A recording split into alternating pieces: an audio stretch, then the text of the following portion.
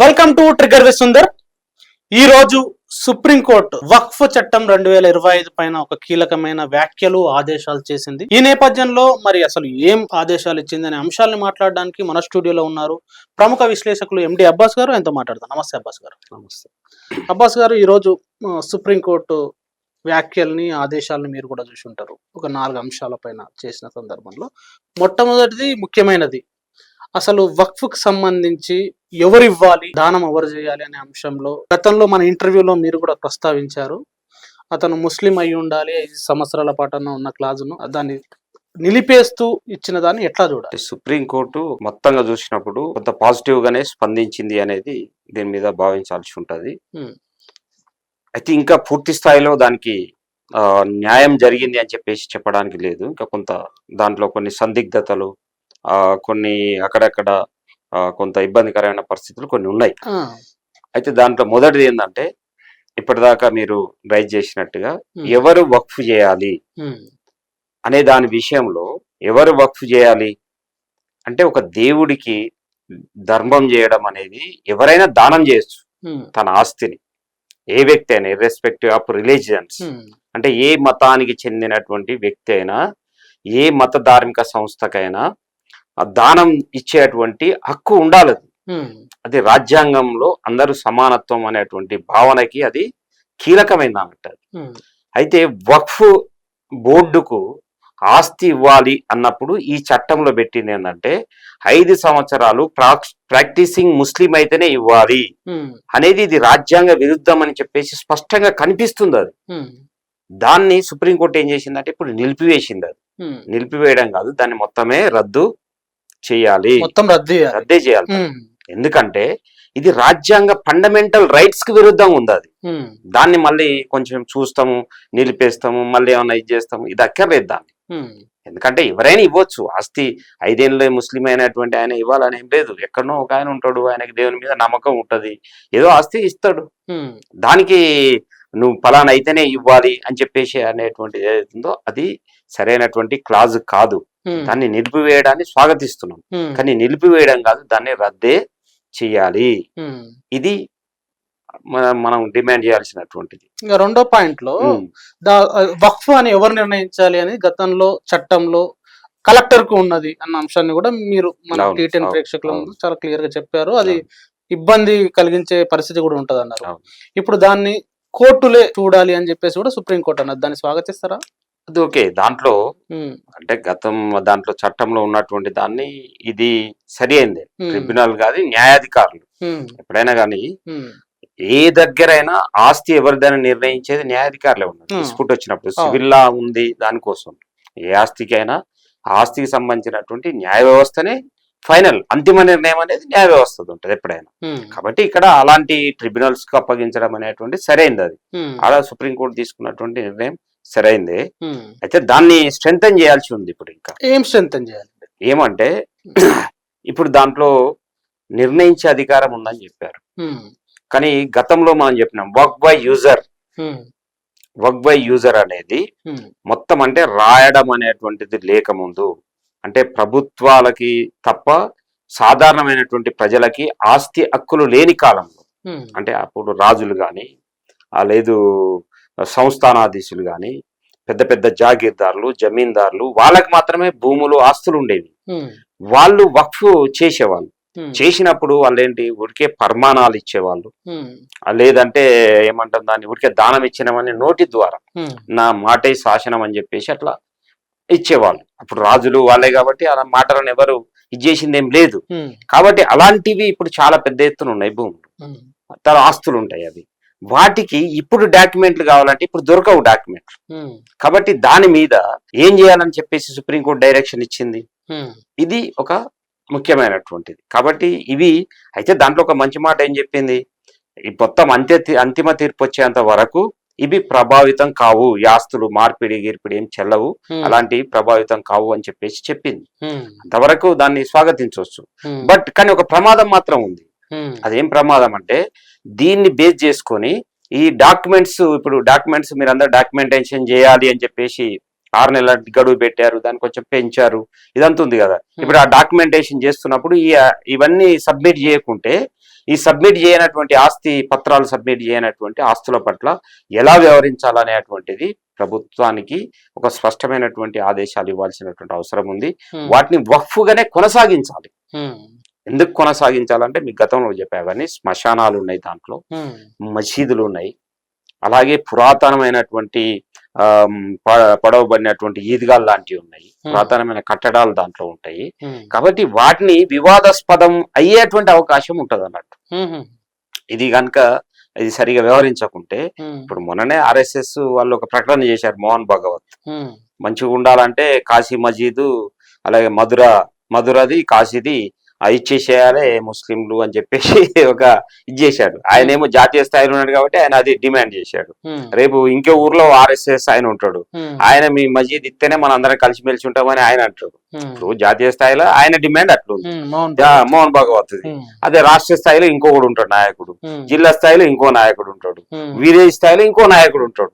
రేపు వాడు అడుగుతాడు, వీడు అడుగుతాడు, ఎవరు పడితే వాడు అడుగుతాడు, మీ ఇస్తేనే మనం కలిసిమెలిసి ఉంటాం అని చెప్పేసి. అంటే ఇదంతా బ్లాక్ మెయిలింగ్ కి ఒక అవకాశం ఇచ్చేటువంటి పరిస్థితి ఉంటది. కాబట్టి అది హిస్టారికల్ గా చూసి దాన్ని నిజంగానే అది మత ధార్మిక విషయాలకు ఉపయోగపడుతున్నటువంటి ఉన్నాయి ఏవైతున్నాయో, ఆ ఈద్గాలు కావచ్చు, లేదంటే మసీదులు కావచ్చు, లేదంటే ఆ ఈద్గాలు మసీదుల ద్వారా దర్గాల ద్వారా నిర్వహించబడుతున్నటువంటివి కావచ్చు, అలాంటివి ఏవైతున్నాయో వాటిని వక్ఫ్గా గుర్తించాలనేటువంటిది ఒక స్పష్టమైనటువంటిది ప్రభుత్వంకి సుప్రీంకోర్టు ఆదేశాలు ఇవ్వడం ద్వారా ఈ దేశంలో కొన్ని వివాదాలకి ఫుల్ స్టాప్ పెట్టొచ్చు అట్లా. లేదంటే ఇవన్నీ అనేక రకాలైనటువంటి వస్తాయి. మనం ఇక్కడ బండి సంజయ్ ఒకసారి వ్యాఖ్యానం చేసిండు కదా, అన్ని మసీదులు అన్ని తవ్వి చూస్తే దాని కింద అన్ని శివలింగాలు వెళ్తాయి, శివలింగాలు వెళ్తాయా ఏం లింగాలు వెళ్తాయా తర్వాత విషయం. కానీ తవ్వి చూడడం అంటే ప్రతి ఇంట్లో ప్రతి చోట మొత్తం ఈ భూమి మీద ఇప్పుడు అనేక పురాతన శిలాజాలు బయటపడుతున్నాయి, అనేక నాగరికతకు సంబంధించినటువంటి బయటపడుతున్నాయి, అన్ని పాతరాతి యుగానికి సంబంధించినటువంటివి కూడా బయటకు వస్తా ఉన్నాయి.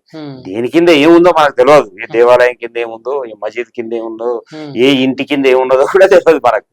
కాబట్టి అట్లా ఒకదాని కింద ఇంకొకటి తవ్వుకుంటూ చూసుకుంటూ పోవాలి అనేటువంటి దానికి ఇవి అవకాశం ఇస్తాయి. స్పష్టంగా చట్టంలో ఉండాలి. లేకుంటే మాత్రం అవి ఇలాంటివన్నీ కూడా మళ్ళీ కొత్త కొత్త వివాదాలు కొత్త సృష్టించడం. ఎందుకంటే అన్ని స్పష్టంగా ఉన్న దగ్గరే వివాదం చేస్తారు. ఇంకా ఇక్కడ అస్పష్టత ఉంటే దాన్ని మొత్తం వివాదం చేయడానికి అవకాశం ఎక్కువ ఉంటది. అందుకనే మనం ఆ సుప్రీంకోర్టు ఆ రకమైనటువంటి స్పష్టత ఇవ్వాల్సినటువంటి అవసరం ఉంది, ఇస్తది అని చెప్పేసి ఆశిస్తున్నాం. అదేవిధంగా ఈ రోజు చెప్పిన ఇంకా మిగతా అంశాలలో ఇంకొకటి 2C అండ్ 3C. అంటే ఒకటేమో 3C ఇప్పటిదాకా మనం మాట్లాడింది, వక్ఫ్ ట్రిబ్యునల్ కి అధికారం ఉండాలి అనేటువంటిది అది స్పష్టమైంది. ఏదంటే వక్ఫ్ ల్యాండ్ ఏది అవును, వక్ఫ్ ఆస్తి ఏది కాదు అనేటువంటిది అది చెప్పింది, అది స్వాగతించాల్సిందే. దాంట్లో కొంత స్పష్టత లేకుండా ఉన్నంతలో అది బాగానే ఉంది. రెండోది 2C అనేటువంటిది వక్ఫ్ బోర్డులో ఎవరు ఉండాలి, వక్ఫ్ బోర్డులో ఎవరు ఉండాలి అనేటువంటి దానికి సంబంధించిన దాంట్లో ఇప్పుడేంటి, ఇంతకుముందు ఒక 3 ఉండాలి 4 ఉండాలి ఇట్లా చర్చ జరుగుతూ ఉంది. అయితే ఒకటి దీంట్లో ఇక్కడ మొత్తం సుప్రీంకోర్టు అయినా లేకుంటే చట్టం రూపొందించేటువంటి వాళ్ళైనా అర్థం చేసుకోవాల్సింది ఏంటంటే, ఆస్తి ఇవ్వడానికేమో ముస్లిమేతరులు ఇవ్వడానికి వీల్లేదు అని చట్టం చేస్తుంది, కానీ వక్ఫ్ బోర్డులో మాత్రం ముస్లిమేతరులు ఉండాలి అని చెప్పేసి అంటే ఇట్ సెల్ఫ్ కాంట్రడిక్షన్. అక్కడ వాళ్ళంతటా వాళ్ళే దాన్ని ఖండించుకుంటున్నటువంటి పరిస్థితి. అది రాజ్యాంగ విరుద్ధమే, ఇది కూడా రాజ్యాంగ విరుద్ధమే. అంటే ఇక్కడ ఈ రోజు ఒక 3-4 కంటే ఎక్కువ ఉండొద్దని కూడా చెప్పింది. ఎదరని ఉండని దాంట్లో ఇప్పుడు దీంట్లో వక్ఫ్ బోర్డులో పెడదాము, కానీ ఇప్పుడు అందరికి సమానత్వం అనేది ఉండాలి కదా. ఇతర ధార్మిక సంస్థలలో కూడా ఇప్పుడు సిక్ గురుద్వార్ ప్రబంధక్ కమిటీలు కావచ్చు, లేకుంటే దేవాదాయ ధర్మాదాయ శాఖకు సంబంధించినటువంటి ఎండోమెంట్ బోర్డు సంబంధించినటువంటి దాంట్లో కావచ్చు, లేదు ఇంకా ఇట్లాంటి ఏముంటే అన్ని మతాలకు సంబంధించిన దాంట్లో వేరు వేరు మతాల వాళ్ళని కూడా పెట్టండి, అలాంటి చట్టం చేయండి. చేస్తే ఏమైందంటే ఆ మతాల మధ్య ఒక మన ఏంటంటే శాంతియుత సహజీవనానికి సంబంధించినటువంటి, లేకుంటే ఇద్దరు కలిసి సౌభ్రాతృత్వం అనేటువంటిది కూడా ఏర్పడడానికి ఇవన్నీ ఒక ఏర్పడతాయి. కానీ మిగతా వాటిలలో దాని లాగానే ఉంటది. ఒక వక్ఫ్ దానికి సంబంధించి మాత్రం మేము సవరణ చేస్తామంటే అది డిస్క్రిమినేషన్. అంటే వివక్ష చూపడం లాంటిది అన్నట్టు అది. ఎందుకంటే మిగతా వాళ్ళకి ఇప్పుడు నీకు ఎలాంటి హక్కు ఉంటుందో నాకు అలాంటి హక్కే ఉండాలి. ఒకవేళ నీలాంటి పరిస్థితి నాకుంటే నాకు కూడా అలాంటి వెసులుబాటు ఉండాలి. అది కదా దాంట్లో సమానత్వం అంటే దాని అర్థం అది. కాబట్టి ఫండమెంటల్ రైట్స్ లో రిలీజియస్ రైట్ అనేది కూడా ఒకటి ఉంది, మత స్వేచ్ఛ అనేది ఒకటి ఉంది, అలాగే మత సంస్థలను నిర్వహించుకునేటువంటి స్వేచ్ఛ అనేది కూడా ఒకటి ఉంది. అయితే ఆ స్వేచ్ఛ ఉంది అన్నప్పుడు ఏదో మా ఇష్టం వచ్చినది చేస్తామనేది కాదు, మళ్ళీ రాజ్యాంగానికి లోబడే చేయాల్సింది ఏదైనా. 15 కూడా చాలా క్లియర్ గా మత కుల మత ప్రాంత లింగ వాళ్ళు చూసి వివక్ష చేయొద్దని చెప్తుంది. అదే అందుకనే మనం చెప్పేది అదే, అది రాజ్యాంగానికి విరుద్ధం ఉందని అందుకనే చెప్పాము. నేను గతంలో కూడా చెప్పా, ఇప్పుడు కూడా అది ఉంది. అది అయితే సిఇఓ అనేటైనా మైనార్టీ వర్గానికి చెందిన ఆయనే ఉండాలి అని చెప్పేసి ఎందుకు అంటున్నారంటే అదేదో పెద్ద బ్రహ్మరహస్యం, వాళ్ళు మైనార్టీ కాబట్టి ఉండాలని కాదు. ఈ వక్ఫ్ అనేటువంటిది ఏదైతుందో అది ఒక ఇస్లామిక్ లా ప్రకారం నడుస్తుంటది అన్నట్టు. ఇప్పుడు ఆగమన శాస్త్రం, ఇప్పుడు దేవాలయ నిర్మాణం జరగాలంటే ఆగమన శాస్త్ర పండితుడు కావాలంటాం. ఆగమన శాస్త్ర పండితుడు అయితేనే ఆయన దేవాలయం ఎటు ఉండాలి, ఇది ఎట్టుంటది అది ఎట్టుంటది అని చెప్పి చెప్తాం. ఇప్పుడు ఇల్లు కట్టుకోవాలంటే వాస్తు పండితుడు అని అంటున్నాము. లేదు ఒక వివాహం చేయాలంటే పురోహితుడు రావాలి, ఆయన ఇచ్చి మంత్రాలు తెలిసినటువంటి వ్యక్తి కావాలని అంటున్నాము. అట్లాగే వక్ఫ్ ల్యాండ్ నిర్వహణ చేయాలి, దాని ఉండేటువంటి డిస్ప్యూట్స్ వాటిని సెట్ చేయాలంటే కొంత ఇస్లామిక్ సంబంధించినటువంటి తెలిసినటువంటి వ్యక్తి కావాలి. అందుకనే ముస్లిం ఒక ఆయన ఉంటే మంచిది అనేది చెప్తుంది దాంట్లో, అంతే తప్పించి అంటే వేరే ఏం లేదు దాంట్లో. అయితే ఇప్పుడు లేదు ఈయన పలానా ఆయన మంత్రాలు నేర్చుకున్నాడు కాబట్టి అని చెప్పేసి ఒక ఆయనను ముస్లిం ఆయన తీసుకుపోయి పెళ్లి చేయించలేం కదా, చేయించారా? అట్లాంటి పరిస్థితి అయితే ఉండదు కదా, దాన్ని యాక్సెప్ట్ చేస్తారా వాళ్ళు? అది దాన్ని అర్థం చేసుకోవాల్సింది. కాబట్టి ఈ చిన్న చిన్న విషయాలని వీటిని పెద్దగా చేసి అంటే ఇవి ఎట్లుంటాయంటే ఇవి అంటే వేధించడానికి ఉపయోగపడేటి అన్నట్టు. ఎందుకంటే సెంటిమెంట్స్ ఉంటాయి, ఆ సెంటిమెంట్స్ అనేది చాలా చిన్న సున్నితమైనటువంటి అంశాలు అవి. ఆ సున్నితమైనటువంటి అంశాన్ని దాన్ని గెలికి అంటే దాంతో ఒక ఆనందం పొందడం కోసం చేసేటువంటి లాంటి అన్నట్టు. నువ్వు అన్నావు కాబట్టి, నువ్వు అవునన్నావు కాబట్టి నేను కాదంట, మళ్ళీ నువ్వు కాదన్నావు కాబట్టి నేను అవునంట అని రేపు రోహిత్ చేయడానికి, అంతే తప్ప దానికి ఒక హేతుబద్ధత ఏం లేదు. ఇక్కడ వేరే ఆయనను పెట్టడం వల్ల హేతుబద్ధత ఏముంటది దాంట్లో. అందుకనే ముస్లిమేతరులు వక్ఫ్ బోర్డులో ఉండడము అనేటువంటి దాని విషయంలో మిగతా మతాలకు సంబంధించినటువంటి ధార్మిక బోర్డులలో పెట్టి ఇక్కడ కూడా పెడితే దానివల్ల ఎలాంటి అభ్యంతరం ఎవరికి ఉండాల్సినటువంటి అవసరం లేదు. కానీ మిగతా వాటిలలో మాత్రం పెట్టము, ఇక్కడ ఒక దగ్గరే పెడతామంటే మాత్రం అది ఆబ్జెక్షన్ ఎవరు. అది సుప్రీంకోర్టు కూడా దాన్ని అర్థం చేసుకోవాల్సి ఉండేది. దాన్ని అర్థం చేసుకున్నట్టుగా అనిపించట్లేదు. ఇప్పుడు పెట్టిన ముగ్గురిని పెట్టండి, నలుగురు అవసరం, పెద్ద ముగ్గురు నలుగురిని కాదు, ఎక్కువ మంది పెట్టుకొని ఇబ్బంది ఏం లేదు దాంట్లో. కానీ మిగతా చోట్ల ఎందుకు పెట్టావు అనేది అది కదా అడగాల్సింది వాళ్ళని. మిగతా చట్టాన్ని మిగతా చోట్ల ఎందుకు పెట్టట్లేదు, ఇక్కడే ఎందుకు పెడుతున్నారు అనేది. అది రెండవది ఏమైందంటే ముస్లిం సమాజానికి తన మీద గవర్నమెంట్ కానీ లేకుంటే మిగతా వాళ్ళకి కానీ నమ్మకం లేదా అనేటువంటి ఒక భావన కలగడానికి కూడా అవకాశం ఉంటుంది. నిఘా పెడుతున్నారా అనేటువంటిది. ఇప్పుడు శ్మశానంలో బొంద పెట్టడానికి ఒక కమిటీ ఉంది, ఆ ఆస్తులను రక్షించడానికి ఒకటి ఉందనుకో, దానివల్ల అక్కడ పోయి ఒక నిఘా బయట ఇంటెలిజెన్స్ చాలా ఉంది, ఎవరేం చేస్తున్నారు చూడడానికి కావాల్సినటువంటిది. కానీ ఆస్తులని దుర్వినియోగం చేయకుండా ఉండాలి అని అంటే ఇప్పుడు ఆస్తులను దుర్వినియోగం చేయడం అనేది వాడు హిందూ అయినా చేస్తున్నాడు, ముస్లిం అయినా చేస్తున్నాడు. దేవాలయ భూములు ఆక్రమణకు గురవుతున్నాయి, వక్ఫ్ బోర్డుకు సంబంధించిన భూములు ఆక్రమణకి గురవుతున్నాయి. ఇవే కాదు, దేవుడి గుళ్ళనే దొంగలు పడి ఎత్తుకుపోతా ఉన్నారు. అది మనం వెంకటేశ్వర స్వామిదే డాలర్ శేషాద్రి అని చాలా పెద్ద ఎత్తున మనం విన్నాం, చాలా పెద్ద ఎత్తున బంగారం గోల్మాల్ జరిగిందని చెప్పేసి మనం విన్నాం. కాబట్టి ఇలాంటివన్నీ మనిషిలో ఇవి ఏవైతే దాన్ని కంట్రోల్ చేయడం కోసం ఇతర మతాలలో జోక్యం చేసుకుంటున్నాం అని చెప్పే అటువంటిది ఏదైతుందో అది అంత ఆరోగ్యకరమైనటువంటిది కాదు ఇప్పుడున్నటువంటి పరిస్థితుల్లో. మిగతా 4వ పాయింట్ చివరిది ఈరోజు సుప్రీంకోర్టు చెప్పిన అంశం. ఇంకొకటి దాంట్లో ముఖ్యమైనటువంటిది ఏంటంటే ఇప్పటిదాకా మీకు ముందు కూడా చెప్పాను, ఈ వక్ఫ్ బై యూజర్ సంబంధించినటువంటి దాంట్లో ఒకటి చాలా దీర్ఘకాలికంగా అది వినియోగించబడుతున్నటువంటి దాని విషయంలో అదే స్పష్టత ఇవ్వలేదు అనేది చెప్పేది. దాంట్లో ఆ స్పష్టత ఇవ్వకపోవడం అనేది అదొకటి భవిష్యత్తులో నష్టం చేస్తుంది అనేటువంటిది ఉంది. అంటే ఒకటి మత ఆధారంగా వక్ఫ్ చేయాలి అనేటువంటిది ఏదైతుందో ఆ క్లాజు రాజ్యాంగ విరుద్ధమైంది, దాన్ని ఎత్తేయాల్సిందే, దాన్ని మొత్తం రద్దు చేయాల్సిందే. రెండవది ఏంటంటే దాంట్లో ఏదో మళ్ళీ చిన్నగా కింద రాష్ట్రాలు దాన్ని కొట్టేయాలా మొత్తంగా, లేకుంటే రాష్ట్రాలు ఏదో దాని నిబంధనలు రూపొందించిన అని అంటే నిబంధనలు ఏం రూపొందిస్తాయి అవి, రాష్ట్రాలు ఏమి నిబంధనలు రూపొందించేటువంటి అది ఇది పెట్టేసి మళ్ళా దాన్ని ఒక దీర్ఘకాలికం కొనసాగించేటువంటి అవసరం అయితే ఏమి లేదు దాంట్లో. కాబట్టి దాన్ని రద్దు చేయాలని చెప్పేసి అయితే మనం అడుగుతున్నాం దాంట్లో. అయితే ఇంకొక అంశం ఏంటంటే చాలా కీలకమైనటువంటిది, గతంలో కూడా చాలా చర్చ జరిగినటువంటిది, మొత్తం వక్ఫ్ సంబంధించినటువంటి దాంట్లో ఇప్పుడు దాంట్లో అవినీతి పేరుకపోయింది, జవాబుదారితనం లేదు, పారదర్శకత లేదు, వచ్చినటువంటి ఆస్తి సరిగా యూటిలైజేషన్ కావడం లేదు. కాబట్టి వీటన్నిటిని సరిదిద్దడం కోసం మేము ఈ వక్ఫ్ చట్టాన్ని సవరణ చేస్తున్నామని చెప్పేసి చెప్తున్నారు. అయితే దీన్ని నీవు ఏ రకంగా దానికి సంబంధించినటువంటిది నువ్వు చేస్తావు? ఇప్పుడు పారదర్శకత అనేది ఎక్కడి నుండి వస్తుంది? ఇప్పుడు మిగతా వాటికి ఎక్కడైనా, ఇప్పుడు మోడీ తను ఏంటిది అవి పిఎం కేర్స్ అందరి ప్రజల దగ్గర నుండి సేకరించినటువంటి డబ్బులకే నువ్వు పారదర్శకంగా వ్యవహరిస్తలేవు, లెక్కలు చెప్పాల్సిన అవసరం లేదని చెప్పేసి నువ్వు దాచిపెడుతున్నావు.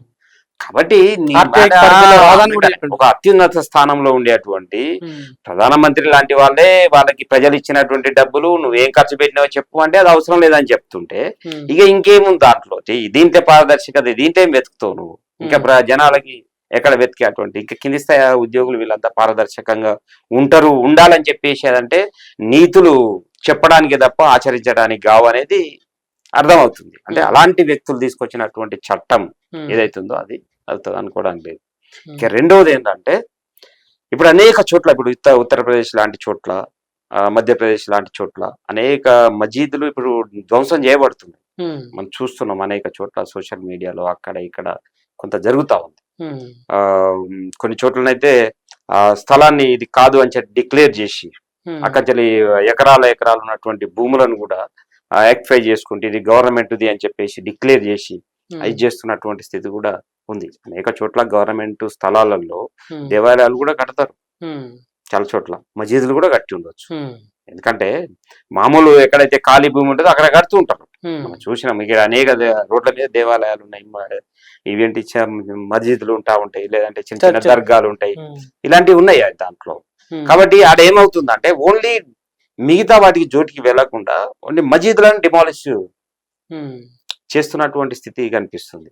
ఇలాంటి స్థితిలో ఇక వీళ్ళు ఈ ఆస్తులను మేనేజ్ చేసి దీన్ని రక్షించి దీన్ని డెవలప్ చేసి ఈ సమాజాన్ని ఉద్ధరిస్తాము అని చెప్పేసి వాళ్ళు చట్టం అదంతా తెస్తున్నామని చెప్పేసి అంటే అది బీజేపీకి ఉన్నటువంటి దాని స్వభావ రీత్యా, దానికి ఉండేటువంటి దాని రీత్యా ప్రజలు అంతా దాన్ని విశ్వసించే ఆ పరిస్థితిలో లేదు. ఎందుకంటే ఒకటేమో పారదర్శకత అనేది వాళ్ళు వ్యవహరించరు అనేది మనకి స్పష్టంగా తెలిసిపోతా ఉంది. పిఎం కేర్స్ దగ్గర నుండి రకరకాల వీటికి సంబంధించినటువంటి దాన్ని చూసినప్పుడు. ఇక రెండవది ఇప్పటిదాకా మనం అన్నట్టు కొన్ని మసీదులని ఆల్రెడీ గవర్నమెంట్ స్థలాల్లో ఉన్నాయని ఎలగొట్టియడము. ఇప్పుడు గుజరాత్ లో అయితే కొందరు చుట్టూ ఒక లేక్ చుట్టూ ఉన్నారని చెప్పేసి దాదాపు 3500 కుటుంబాలని డిమాలిష్ చేసి పడేశారు, ఎలగొట్టేసారు మొత్తం అట్లా. అంటే ఇలాంటివన్నీ కూడా చూసినప్పుడు మనకి వక్ఫ్ బోర్డులో ఎవరు ఉండాలి అనే అప్పుడు ఇది ఇక్కడ పెడుతూనే మిగతా ధార్మిక సంస్థలకు సంబంధించినటువంటి వాటిల్లో కూడా పెట్టాలి. అట్లా పెడతానని సుప్రీంకోర్టుకు వాళ్ళు అఫిడవిట్ ఇస్తే గవర్నమెంట్ అప్పుడు దీంట్లో ఆ క్లాజును కొనసాగించాలి, లేదంటే ఆ క్లాజును కూడా రద్దు చేయాలి. మూడోది వక్ఫ్ బై యూజర్ అనేటువంటిది ఏదైతుందో దాన్ని గతంలో ఉన్నది ఏదైతుందో దాన్ని కొనసాగించాలి. ఆ సెక్షన్ ని వక్ఫ్ బై యూజర్ కి సంబంధించినటువంటిది లాంగ్ స్టాండింగ్, అది మత ధార్మిక విషయాలకు ఉపయోగిస్తే అది వక్ఫ్ ల్యాండ్ గా దాన్ని పరిగణించేటువంటి దాన్ని కొనసాగించాలి దాన్ని. తరువాత ఇంకొక అంశం ఏంటంటే మనం ఇప్పటిదాకా అన్నట్టు ఈ వక్ఫ్ ఆస్తి కాదా అవునా అనేటువంటి దాన్ని నిర్ణయించేటువంటిది జ్యుడిషియరీకి, న్యాయ వ్యవస్థకి ఉండాలి, ట్రిబ్యునల్ ఉండాలి. ట్రిబ్యునల్ మీద అవసరం అనుకుంటే వాళ్ళు కోర్టులలో చేసుకోవచ్చు, కానీ అలాంటి పరిస్థితి ఉండాలి. తర్వాత 5th వన్ ఏంటంటే ఈ వక్ఫ్ సర్వే చేసేటువంటి దానికోసం ఒక కమిషనర్ ఉండాలి. దాంట్లో వక్ఫ్ సర్వేయర్ అనేటువంటి వాళ్ళు ఉండాలి. ఎందుకంటే రెవెన్యూ డిపార్ట్మెంట్ దగ్గర అలాంటి నెట్వర్క్ పెద్దగా లేదు. ఒకవేళ ఉన్నా దీన్ని సర్వే చేయడం కోసం ఆయనను వచ్చి ఇక్కడ చేయమంటే ఆయన చేయడు. ఈయన కూడా వక్ఫ్ సర్వేయర్ను కూడా గవర్నమెంటే నియమించాలి. ఈయనే నియమించి వీళ్ళే సర్వే చేసి ఆ భూమి హద్దులు నిర్ణయించేటువంటప్పుడు గవర్నమెంట్ నిర్ణయించిన ఆయనే కదా, ఈయన నియమిస్తేనే కదా. కాబట్టి అది ఆ సర్వేయర్ని ఇప్పుడు తొలగించారు. కాబట్టి అది కూడా ఉండాల్సినటువంటి అవసరం ఉంది. ఈ 5 ముఖ్యమైనటువంటి పాయింట్స్ కనుక దాంట్లో చేస్తే ఈ మొత్తం చట్టము ఇంకా దాన్ని ఎఫిషియన్సీ పెంచడానికి, దాంట్లో ఇది తీసుకురావడానికి, లాభాలు తీసుకురావడానికి, దాన్ని డెవలప్ చేయడానికి ఇవన్నీ కూడా పారదర్శకత గురించి ఇవన్నీ కూడా పెద్ద ఇదేం కాదు. అది దాని మీద వాళ్ళ యొక్క చిత్తశుద్ధి మీద ఆధారపడి ఉంటది దాంట్లో. అయితే అంతిమంగా నేను చెప్పదలుచుకుంది ఏంటంటే ఈ వక్ఫ్ చట్టం అనేటువంటిది ఏదైతుందో ఈ సవర్ణలు కానీ ఇవి ఏవైతుందో అవి ముస్లిం సమాజాన్ని వేధించడానికి ఒక ఆయుధాలుగా దీన్ని వాడకూడదు. లోపాలను సవరించవచ్చు. ఏ వ్యక్తిలో అయినా బలహీనతలు ఉంటే బలహీనతల్ని సంస్కరించాలి.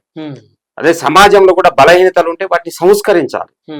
అది పాలకుల యొక్క ఇదిగా ఉండాలి.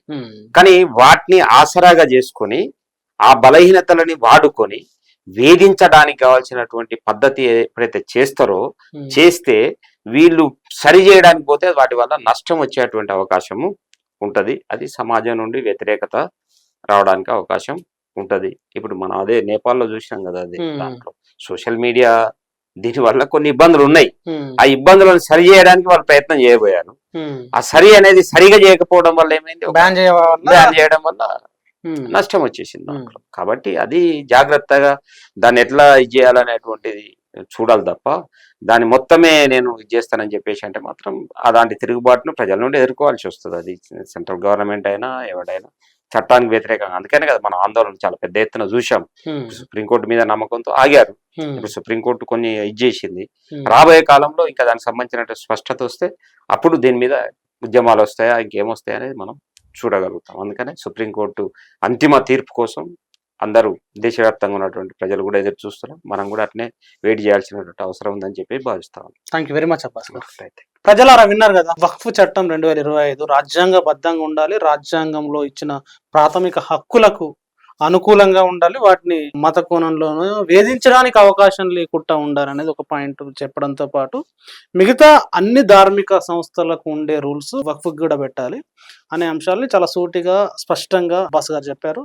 మరి ఆయన ఇంకా అనేక అంశాలని ఇక్కడ ప్రస్తావించారు. ఆ అంశాలపైన మీ కామెంట్ కూడా రాయండి. Thank you very much. చూస్తూనే ఉండండి టీటీఆర్.